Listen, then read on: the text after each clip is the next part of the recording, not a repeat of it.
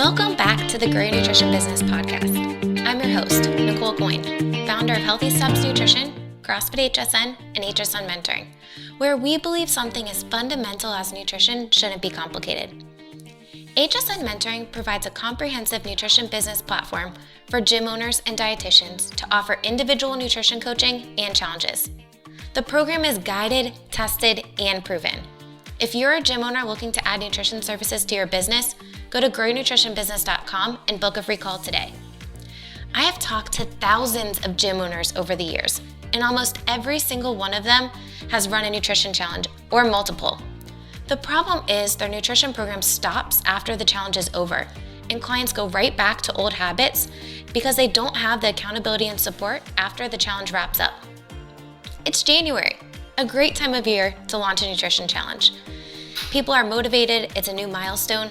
The problem is 80% of people will quit their New Year's resolutions by the second week in February. The great thing is you can offer them a solution by providing accountability and support after a nutrition challenge is over. Today, I have Lindsay, our Chief of Staff, back on the show to talk about nutrition challenges and most importantly, what happens after a challenge is over. By offering an ongoing nutrition coaching program, you are able to provide your clients with accountability and support to help them see lasting results. In this interview, we talk about 3 ways to increase conversion to ongoing nutrition coaching after a nutrition challenge. By doing these 3 strategies, your clients will understand why they need your help, and it will be an easier conversation as the challenge wraps up to get people bought in to a nutrition coaching beyond a 30-day or 6-week challenge. Enjoy. Lindsay, welcome back to the Grow Your Nutrition Business Podcast. Hi, thanks, Nicole. So great to be here again. Well, it's January. It is. What are most people doing in gyms regarding nutrition right now? Oh, I would have to say running a challenge. Every gym is running a challenge right now. Every gym is running a challenge right now. And a challenge is a great way to kickstart a program. Mm-hmm. The problem is most gyms stop their nutrition conversation at the end of a challenge. Yep. And we don't want that. No. We want to keep the momentum going, right? Absolutely. You know, a challenge is a great way to get existing members excited. Mm-hmm. And the goal of a challenge is to convert them to ongoing coaching. Mm-hmm. Now, we have some gyms, and we did a live workshop in June, in Chicago, and nutrition coaches were coming up to me saying, I converted 100% of my challenge participants to ongoing coaching this year. And that is amazing. That's amazing, yeah. Because we know that people really need ongoing support and accountability to see long-term results. Mm-hmm. And if they don't have that accountability, they will likely fall off. I mean, I'm sure every person listening to this can think of a client who did amazing in a challenge. Mm-hmm. And then on day 31 of their 30-day challenge, they went and got a pizza. And that one bad meal turned into a bad weekend, turned into a bad month. Mm-hmm. And then they fallen off. And they're back to where they started. We don't want that. No, that's not the point of our program. So, or anyone's nutrition program for that matter. So today I want to talk about 3 ways people can increase their conversion to ongoing nutrition coaching. So what would be the first way? We need to be super clear as to what the journey is throughout the challenge process and beyond from day one. So what is it? It is using that challenge schedule to get started with some really great behaviors, set an awesome foundation, see some results, and then get them geared up for individualized coaching past that point. And that's really where the magic happens. Absolutely. So we need to be clear. Mm-hmm. We need to talk about what happens after the challenge. And talking about what happens after the challenge at the end of a challenge is way too late. It is. It's going to come as a surprise. Mm-hmm. You know, they're going to see it as more of a sales process at that point as well. And a lot of people, if they haven't heard about the expectations post, that 28-day or that 31-day mark, they feel, whew, I made it. I'm done. And here you are trying to get them to move on with something else. And that's a brand new conversation. And they're mentally not ready for that. For sure. You want people going into your final wrap up saying, okay, I'm ready to sign up for what's next. What's next? Exactly. And if you don't have that, I would bet to say that you did not talk about it enough earlier in the process. Mm-hmm. I was recently talking to one of our mentors, Emily, and she said she made a challenge for herself during the challenge kickoff seminar that she was going to talk about ongoing coaching 3 times. Yeah. So her first sentence of her challenge kickoff, her last sentence, and somewhere in the middle was ongoing nutrition coaching is what happens next. And people need to hear things 7 times before they take action. Yeah. So we need to be talking about it all the time.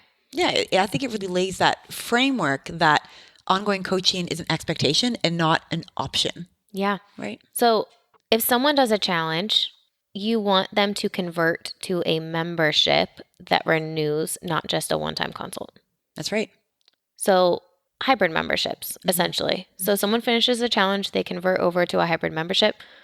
We recommend 3-month minimum. So after a challenge, they have to commit for 3 months of individual coaching. Yeah. And I'm sure you have your own opinions on this, but what would you say to a gym that's trying to figure out what they should offer after the challenge is over? I'm big on 3-month commitments. I think 90 days is that really great timeline where people are now getting comfortable with an individualized plan. You have to imagine as a coach, you've been working with a large group of people for, we'll say, 4 to 6 weeks in a challenge format. So you haven't had that opportunity to work individually with that client. So that takes time to grow that rapport, grow that relationship, and for your client to feel comfortable, figure out what's working for them, what isn't working for them, and to really see some tangible results.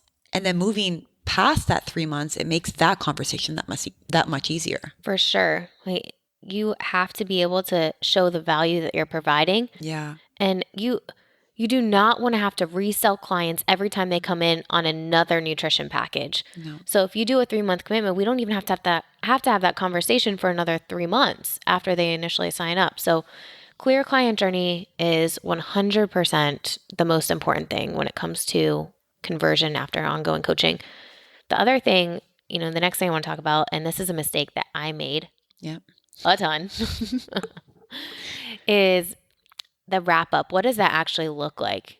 Yeah. So having an individualized appointment with these members at the end of a challenge opportunity is key. Now, first and foremost, we have to make sure that we are getting them into that appointment, right? So again, setting that expectation that at the end of the challenge, you're coming back in, we're having an appointment.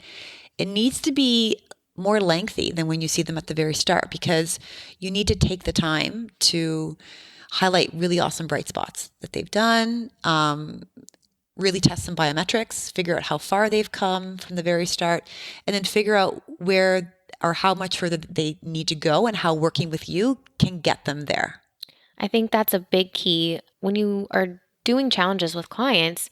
You want to set short-term goals, right? Like, okay, what can you achieve in this challenge? But really, you have to set a long-term goal with clients when you start the challenge, because you want to build yourself into that long-term plan. So after they reach that first milestone at the beginning of the challenge or end of the challenge, you want to build yourself into the plan to continue to work with them.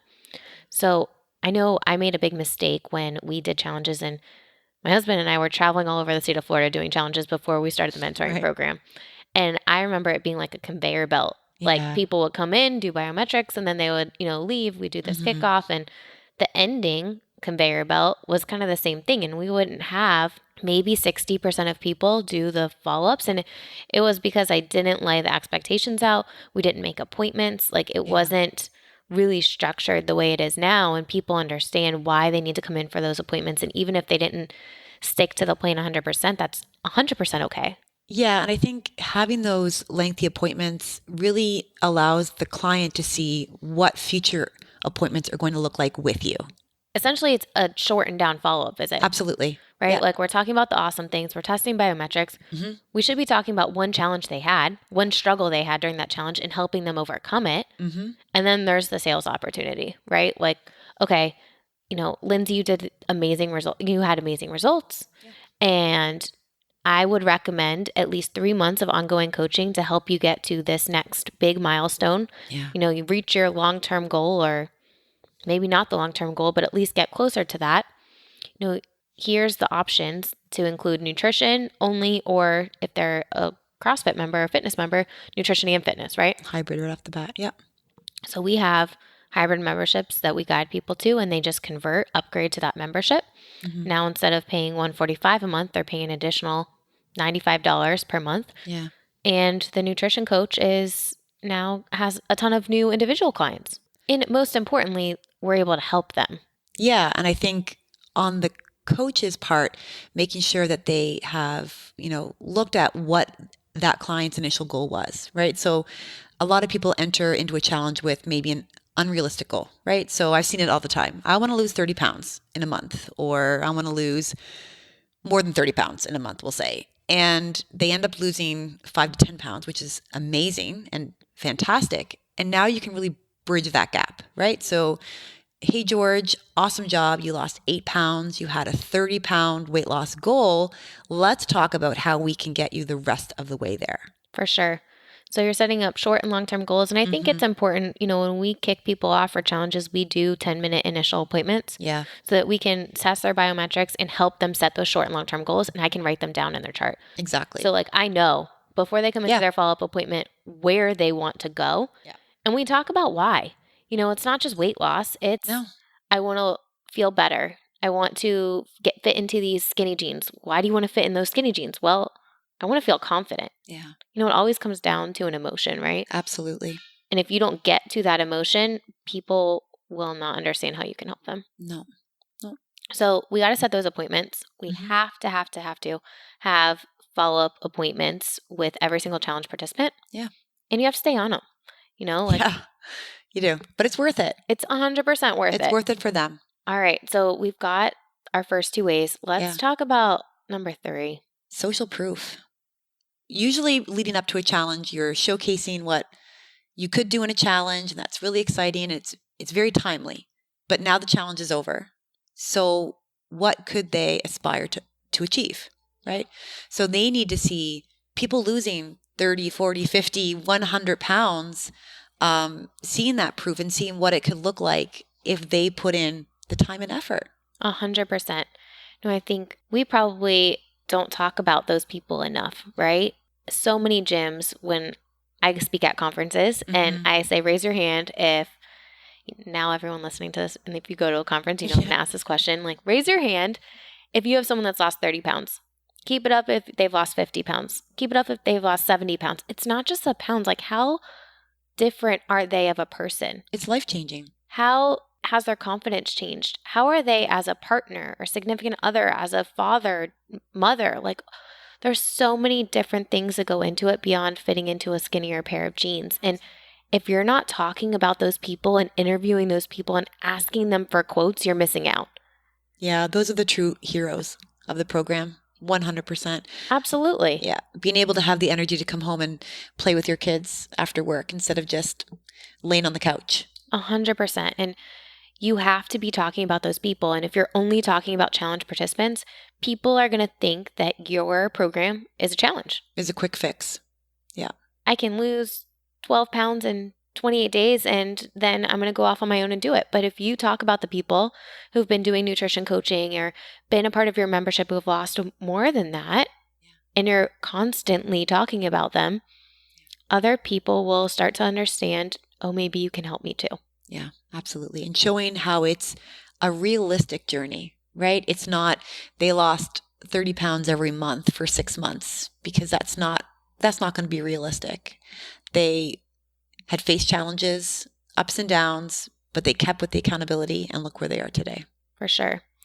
Ongoing coaching is huge. And I think these are 3 great points, right? We have to have a clear journey. We need to set up follow-up appointments for every single person as they wrap up the challenge. It needs to be done individually, and you need to be talking about social proof.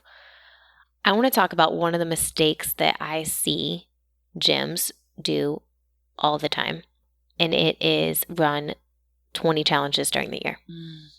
Why is that a problem? It's a problem because it sets the tone for what your nutrition program is about. A challenge. And then after the challenge is over, solutions. It's gone. And, challenges can bring in a great deal of revenue, of course. I think it's awesome.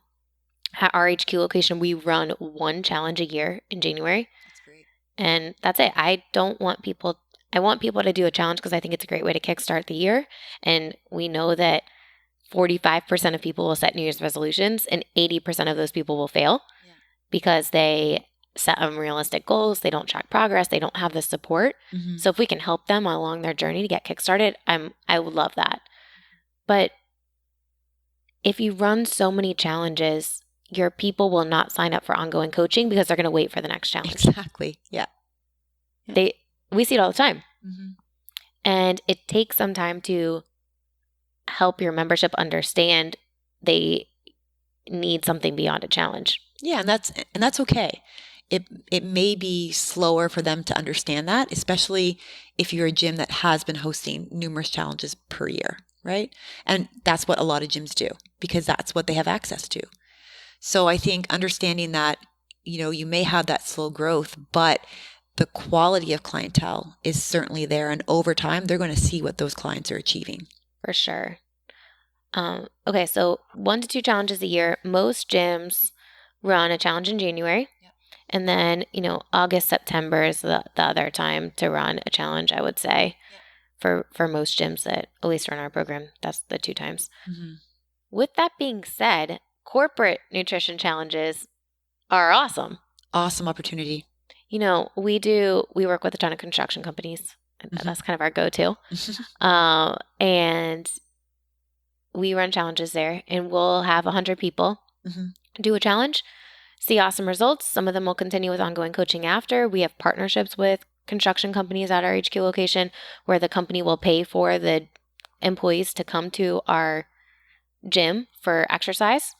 And you can do other challenges outside of just your gym membership, like run 1 to 2 within your gym membership and then go outside. And now you're not adding 100 bodies into your facility. You're going to a corporate company doing nutrition challenges, which is awesome.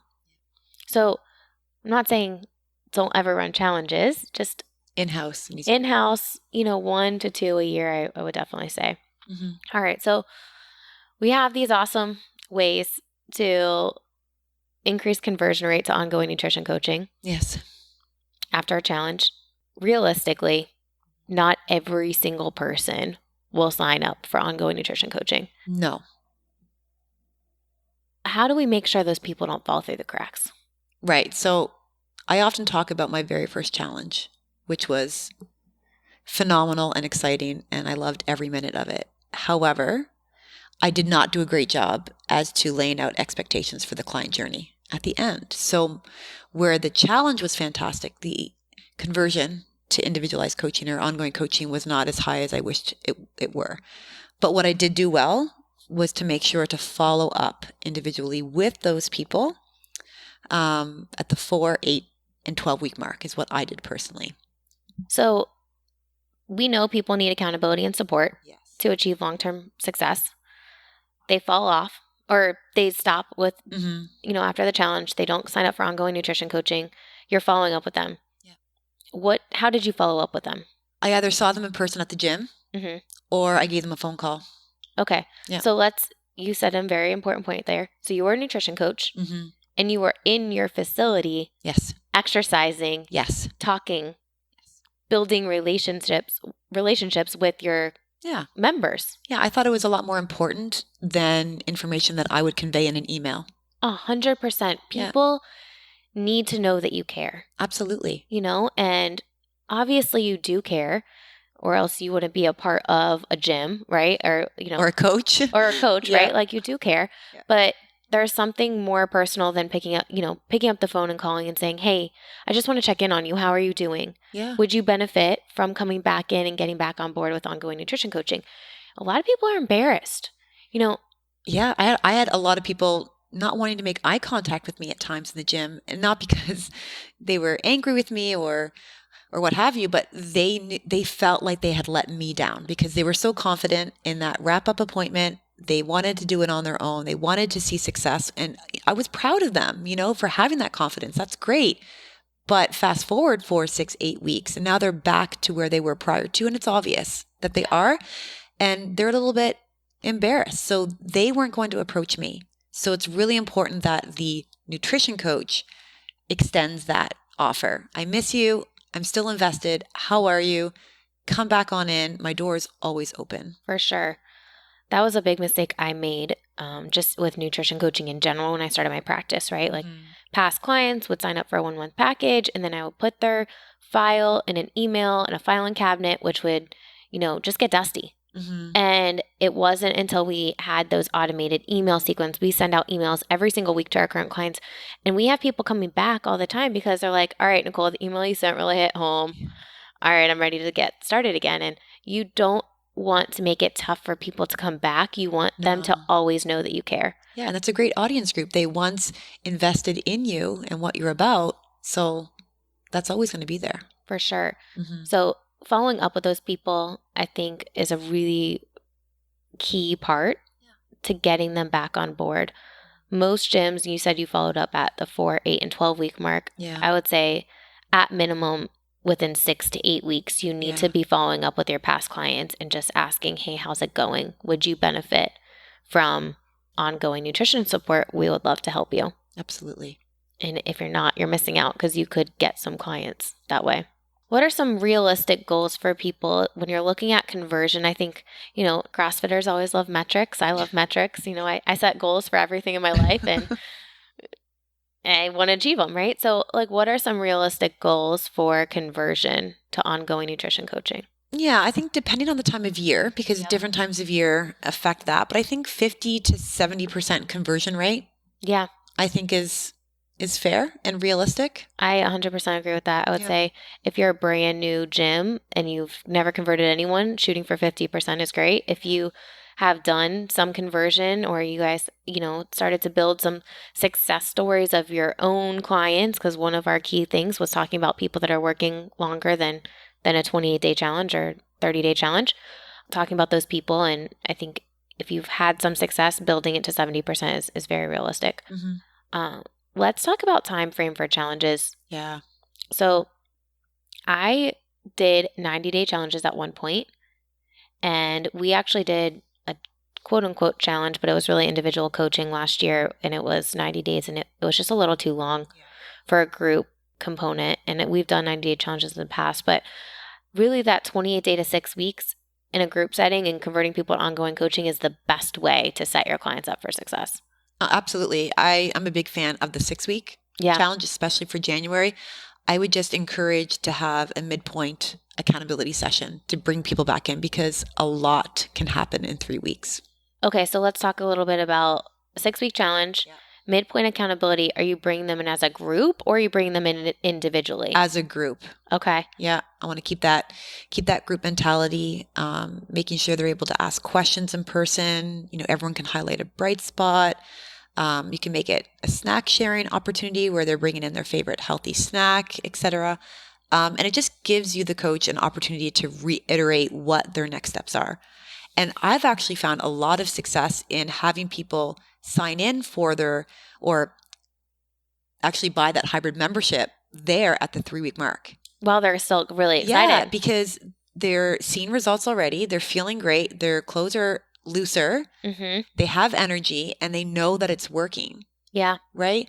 So I see that a really great opportunity to say, okay, guys, you know that it's working. You want to keep a good thing going. Let's get you in for your first follow-up appointment in the books right now. At minimum, they should have their final biometric session scheduled at that midpoint, 100%. Yeah. So set up appointment types. Mm-hmm. We use Acuity for appointment scheduling. It makes it really easy. Yep. And people can schedule follow-up appointments or their ending biometric appointment right there, and even the follow-up visit if they want to commit. And, one of the things that we were talking about before we started this podcast is doing a limit on the amount of ongoing coaching people that you're going to accept. Yeah. People have a fear of missing out. Yeah. And if you put a cap on it, people will want to jump in and commit sooner. Right. And I would advertise that during your initial seminar kickoff. And at the midpoint, right? Yep. I would assume. Mm-hmm. So you should have people signing up then for ongoing nutrition coaching, especially, realistically, if we have some gyms that launch challenges with over 100 people. Yeah. God love them. But if they were to convert 50%, now they have 50 clients. And one coach sometimes. And that's just too many. So if you have a large challenge group, I would 100% advertise. We only have 25 spots for ongoing nutrition coaching. Who wants them? So that brings me to another point. of course, I always have another point. How many clients can one person handle? Oh, that's probably the most frequently asked question I get. So it does come down to what other roles that coach has, right? So are they full-time coach, like for CrossFit classes or fitness classes? Do they have a full-time job outside of the gym? What does that look like? Yeah. Comfortably about 25 clients, I would say the average coach is able to handle. I know from personal experience, I was able to handle a lot more with the introduction of the app, right? Oh, so 25, to 30 with ours, and then more with the app. Yeah. Sure. Yeah. That's people using our program. When I talk, they're filtered before they get to you. So I do a lot of the free calls, and most nutrition coaches tell me before they come on board, they can handle like 8 clients. Yeah. Because there's so much manual work behind every single client. So you need to figure out, okay, what system do you have after that challenge is over? What automations do you have so that you don't have to spend an additional hour after meeting clients for their 30-minute follow-up visit to schedule content and stuff to go out to them, right? Like, you have to have all these automations in place so that after the challenge is over, it's easy for you to handle more clients in less time. Yep, absolutely. Right? Well, challenges are here. Yes, they are. I can only hope that people, gym owners, do something beyond a challenge this year. Like, make it different. Make it so that it's easy for people to get started with nutrition, ongoing nutrition and fitness at your gym, because that's, at the end of the day, how you're going to be able to help them the most. Yeah, I think everyone starts off January 1st saying this year is going to be different. Yeah. Well, how? How's it going to be different? What are you going to do to really change the culture of your gym and make nutrition a priority? And I would challenge gym owners, it starts with you. Like, you need to practice what you preach. We've had gym owners ask us, like, hey, can we sign up as nutrition clients at your gym? I'm like, no, I want you to sign up as a nutrition client with your own coach. Like, let them be the expert. Like, you need to work with your own nutrition coach because people are going to follow what you do. Like, be the first one to invest in your program. Lead by example. For sure. So 3 ways to increase conversion to challenges. We want to make it clear, have a clear client journey with what happens after that challenge and be talking about that on day 1. We need to set ending appointments to the challenge individually with clients so that we have time to talk to them about all the awesome things they did, the struggles they had, test biometrics, and guide them to the option that's going to best help them. Price sheets are huge, right? Like, if you have price sheets and you can present the option instead of just talking, it makes it easier to have that conversation. And social proof, we need to be talking about people who have lost 100 pounds, 50 pounds, people who've really completely changed their life with nutrition and your support, Well, Lindsay, challenge season is here. It's upon us. Right? Thank you so much for coming on the show again. Thanks for having me. For anyone listening to this podcast, if you want more help, please go to growyournutritionbusiness.com. And there's free help there. There's webinars and guides. You can also book a free call on there. Again, growyournutritionbusiness.com. Have a great day. Until next week.